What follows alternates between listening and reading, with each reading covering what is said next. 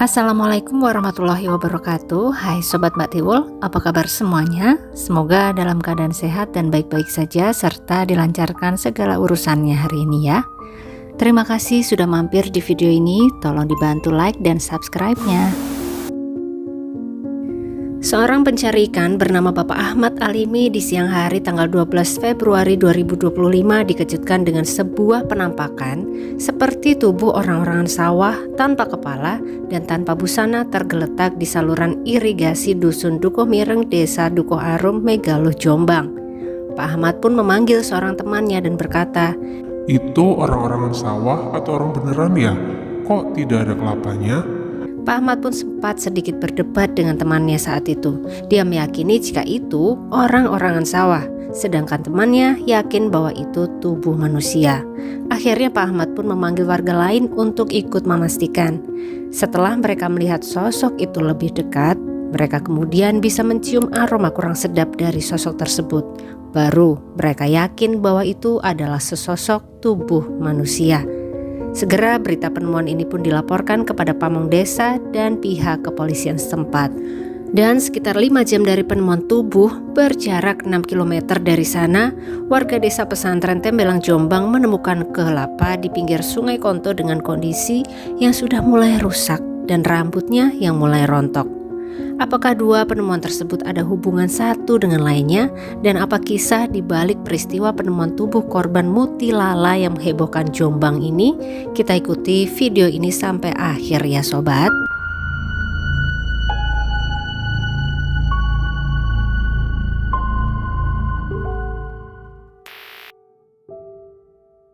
Eko Fitrianto yang berusia 38 tahun dan Agus Soleh yang berusia 37 tahun adalah dua orang kawan lama.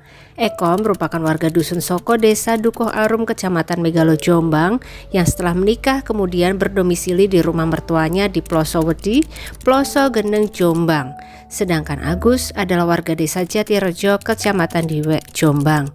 Mereka berteman sejak sama-sama menjadi karyawan di sebuah pabrik plywood. Sampai kemudian Agus memutuskan untuk pindah kerja ke sebuah percetakan kalender di kota Mojokerto. Hubungan pertemanannya dengan Eko masih berjalan dengan baik sampai saat itu. Agus Soleh sendiri adalah anak ketiga dari 3 bersaudara, di mana salah satu dari 2 kakaknya juga bekerja di tempat yang sama dengan Agus. Meski jarak antara rumah dan tempat kerjanya di Mojokerto cukup jauh dengan jarak tempuh sekitar 1 jaman, Agus tetap mengusahakan dirinya untuk pulang ke rumah setiap hari setelah bekerja.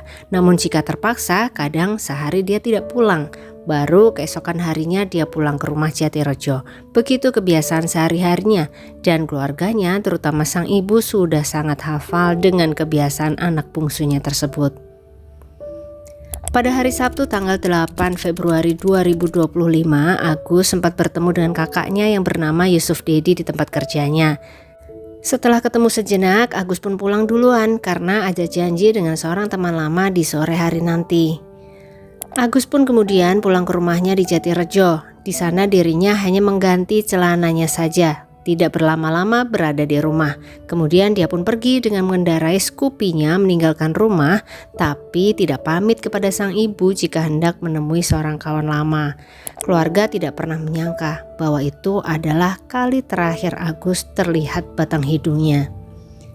Sampai malam hari Agus tidak pulang juga sobat. Namun saat itu pihak keluarga hanya berpikir jika Agus sedang kerja atau main di luar seperti biasanya. Karena memang anak bungsu tersebut cukup sering pergi keluar dan tidak pulang semalaman. Jadi keluarga belum ada rasa khawatir apapun saat itu. 1 hari berlalu, 2 hari, sampai 3 hari berlalu, Agus belum nampak juga batang hidungnya, belum juga ada kabar. Yusuf Dedi sang kakak juga mengatakan bahwa Agus tidak berangkat bekerja di hari Senin dan Selasa ini. Keluarga mulai merasa sedikit panik karena nomor handphone Agus tidak aktif. Hingga kemudian seorang keluarga dari Agus pun membuat berita orang hilang di Facebook yang dimuat di dalam sebuah grup lokal. Namun belum juga ada informasi yang berarti. Sampai kemudian terjadi kehebohan di Jombang pada tanggal 12 Februari 2025 di mana seorang pencari ikan menemukan sesosok tubuh tanpa kelapa dan busana di saluran irigasi Dusun Dukuh Mireng, Desa Dukuh Arum, Megalo, Jombang pada sekitar pukul 12 siang. Dan tidak lama berselang ditemukanlah potongan kelapa yang terbungkus jaket di pinggir Sungai Konto, Desa Pesantren, Tembelang, Jombang pada pukul 5 sore.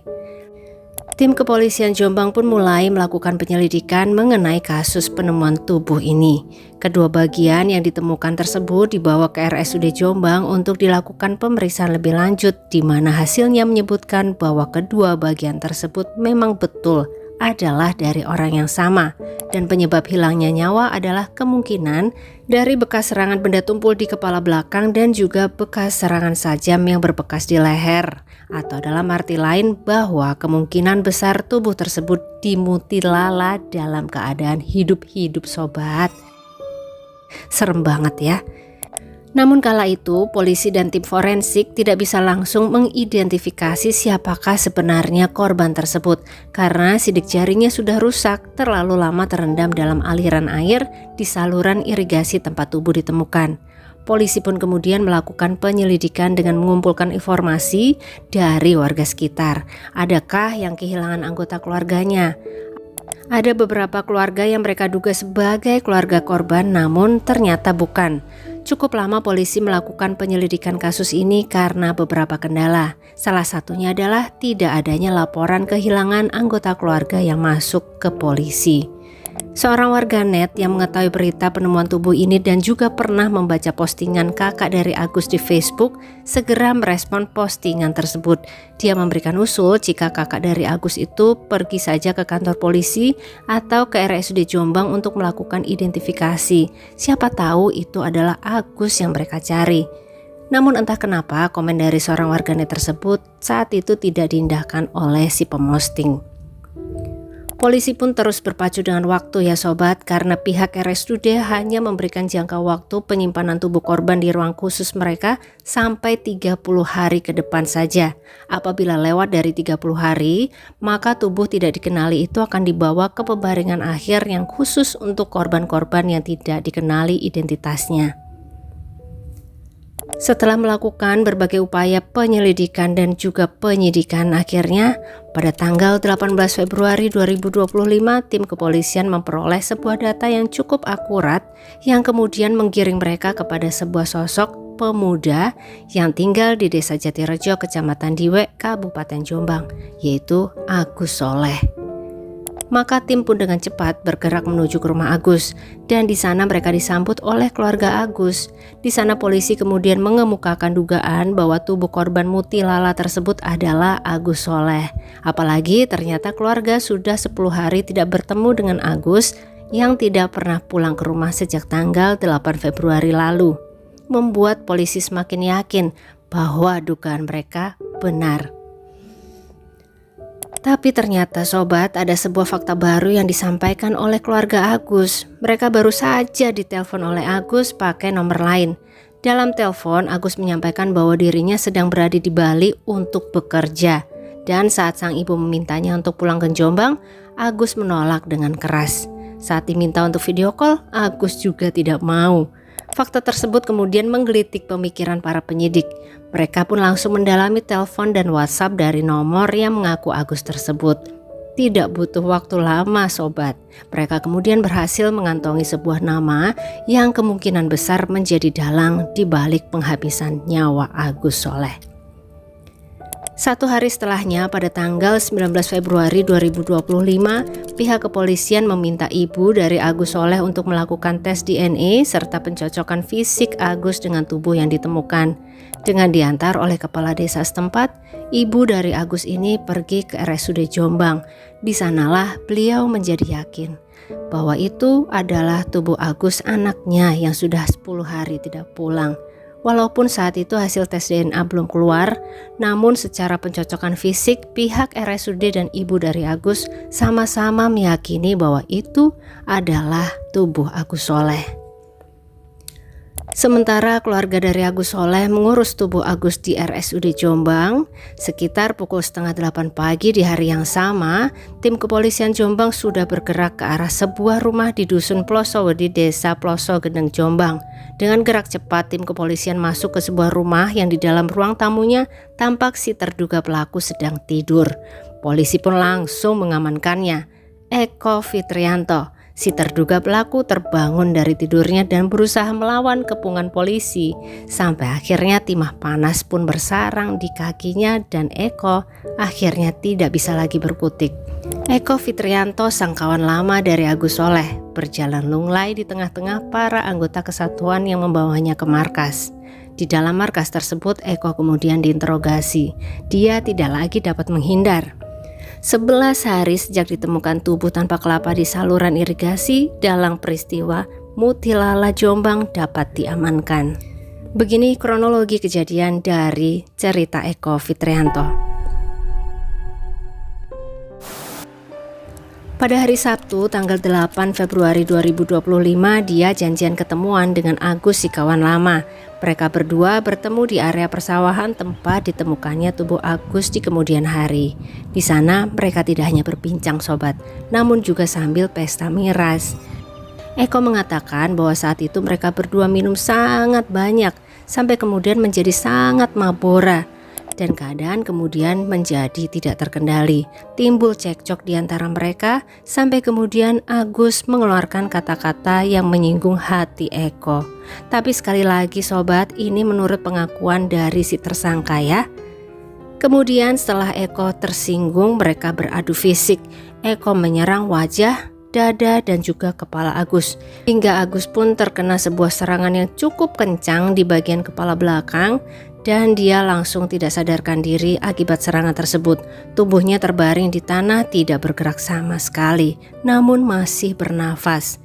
Melihat Agus yang dalam kondisi pingsan, Eko pergi meninggalkan lokasi menuju rumahnya untuk mengambil sosrok kayu yang biasa dia gunakan untuk memotong kayu di tempat kerjanya. Dia bawa benda tersebut ke lokasi tadi. Dia pindahkan tubuh Agus ke tepian saluran irigasi di mana air mengalir cukup deras di parit tersebut. Dan Eko mulai mengerjakan mutilala saat itu juga. Padahal Agus masih bernafas, tapi tetap dalam kondisi tidak sadarkan diri sampai akhirnya bagian kelapanya benar-benar terpisah. Setelah itu Eko melepas pakaian yang dipakai Agus, kelapa dibungkus dengan jaket Agus, sajam yang digunakan untuk mutilala dibungkus dengan pakaian Agus. Setelah itu tubuh Agus yang sudah tidak bernyawa dia tinggalkan di saluran irigasi tersebut.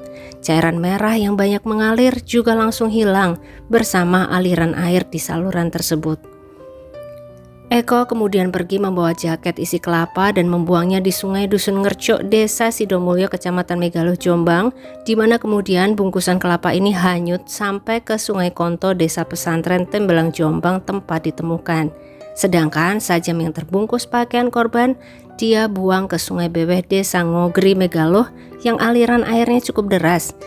Sehingga sampai saat ini alat bukti sajam tersebut masih dalam pencarian. Setelah itu Eko kembali ke TKP untuk mengambil sepeda motor Scoopy Agus dan juga handphone Agus untuk dibawa pulang. Sesampainya di rumah, untuk menghindari kecurigaan tetangga, dia mencuci motor Scoopy tersebut dengan air kembang di depan rumahnya, seperti yang biasa dilakukan oleh para warga sekitar untuk mencuci kendaraan-kendaraan yang baru mereka beli. Dan untuk handphone Agus, dia ganti SIM cardnya dengan nomor baru yang kemudian dia gunakan pada tanggal 18 Februari menghubungi keluarga Agus untuk membuat alibi. Dari sekian tindakan yang benar-benar dilakukan tanpa hati itu, motif dari Eko menghabisi Agus ternyata hanyalah karena sakit hati setelah cekcok saat mabora. Atas perbuatannya ini, Eko Fitrianto pun dijerat dengan pasal berlapis mengenai penghabisan nyawa berencana dengan hukuman hukmat atau penjara maksimal 20 tahun.